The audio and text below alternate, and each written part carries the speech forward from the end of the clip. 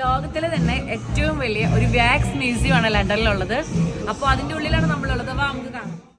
Original ആണോ എന്ന് തോന്നിപ്പോകുന്ന തരത്തിലുള്ള മെഴുക് പ്രതിമകൾ ലണ്ടൻ വിസിറ്റ് ചെയ്യുന്നവർ മസ്റ്റായിട്ടും എത്രയൊക്കെ കഷ്ടപ്പെട്ടിട്ടായാലും ഈ ഒരു മ്യൂസിയം കാണാതെ പോകരുത് കേട്ടോ.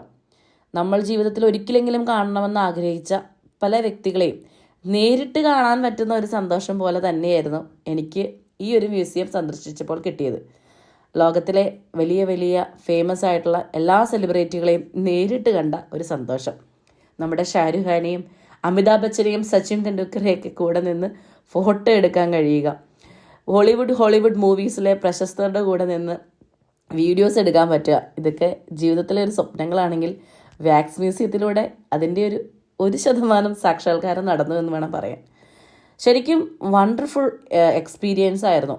ഞാൻ പലരെ പോലെ ഞാനും വിചാരിച്ചിരുന്നത് ഈ ഒരു മ്യൂസിയം എന്ന് പറയുന്നത് കുറച്ച് മെഴുക് പ്രതിമകൾ മാത്രമാണ് എന്നുള്ളതാണ്. ഇത്തരം മഹത്തായ വ്യക്തികളുടെ പ്രതിമകൾ മാത്രമല്ല കേട്ടോ, അതിൻ്റെ ഉള്ളിൽ നമ്മൾക്ക് ആസ്വദിക്കാൻ കഴിയുന്ന ഒരുപാട് ക്രിയേറ്റീവായിട്ടുള്ള കാര്യങ്ങളും ഉണ്ടായിരുന്നു. അതായത് ബ്രിട്ടൻ്റെ ചരിത്രവും അതുപോലെ കുട്ടികൾക്ക് ആസ്വദിക്കാൻ കഴിയുന്ന രീതിയിലുള്ള 4D മൂവീസും അങ്ങനെ പലതും. അങ്ങനെ ഓരോന്ന് കണ്ടു വരുമ്പം ഓരോ പടിയിലേക്ക് കയറും തോറും നമുക്കിത് എന്താ പറയുക, ആശ്ചര്യത്തോടു കൂടി മാത്രം കാണാൻ പറ്റുന്ന ഒരു എൻ്റർടൈൻമെൻറ്റ് മ്യൂസിയം ആയിരുന്നു. ഞാൻ ശരിക്കും എൻജോയ് ചെയ്തു. അത് എൻ്റെ വീഡിയോ കാണുമ്പോൾ നിങ്ങൾക്കറിയാം.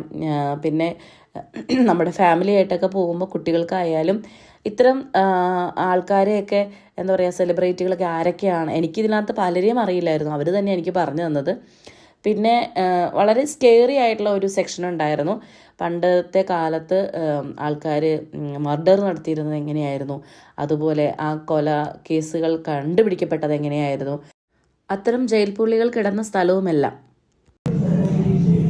Dr. Hawley Harvey Griffith, may Lord have mercy on your soul.